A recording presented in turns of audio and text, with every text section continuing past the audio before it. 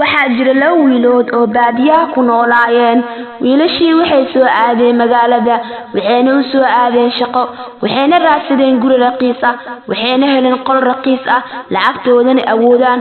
waxaana loo sheegay qol kale inuu banaan yahay laakiin ku yaalo biyaanada lixdanaad. waxaana wayna diideen, waxay doorteen midkii hoos ku yaalay. ninkii guriga iska lahaay ayaa u sheegay 6 saac weynimo haday soo daahaan in la xiri doono, ayna ku qasban yihiin inay koraan biyaanada lixdanaad.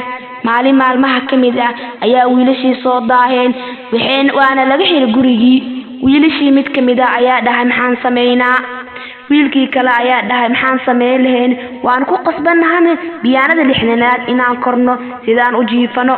waxay isku raaceen inay koraan biyaanada lixdanaad si ay u jiiftaan, waxayna ku tashteen si ay u dareemaan inay sheekaystaan sheeko dheer.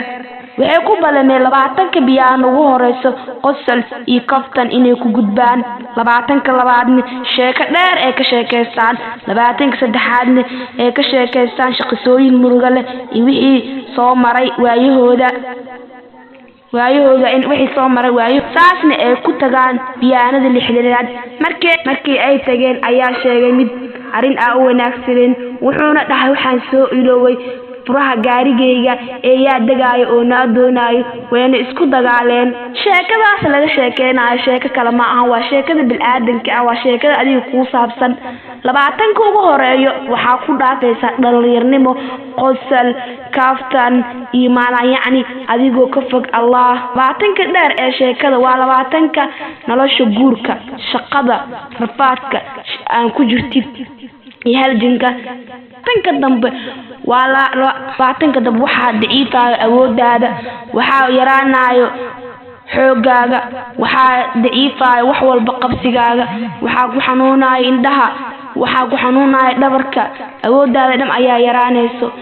wixii nala abuuray alla ka cabsigii, wixii nala abuuray waa inaad bilowdaa inta yar tahay, wax inaad baratid, wax inaad Ilaahay ka cabsatid.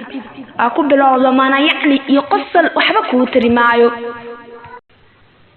inta ay yar tahay wax baro, inta ay yar tahay Ilaahay ka cabsiga bilaaw.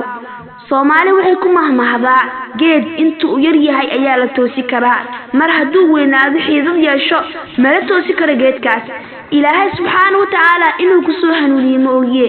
inta aad yar tahay haddii aad Alla ka cabsiga ka fagaatid way adag tahay markaa weynaatid ayaa sidaad ahaanaysa. badanaa waxaad arkaysaa qof dhahayo aniga dhalinyaro ayaan ahay, waxaas waa hobbigayga, waxaan u sameynayo waqtiga ayaa waxaan ku dhuminayaa, waa waqtiga shayga ugu qaalisan dunida.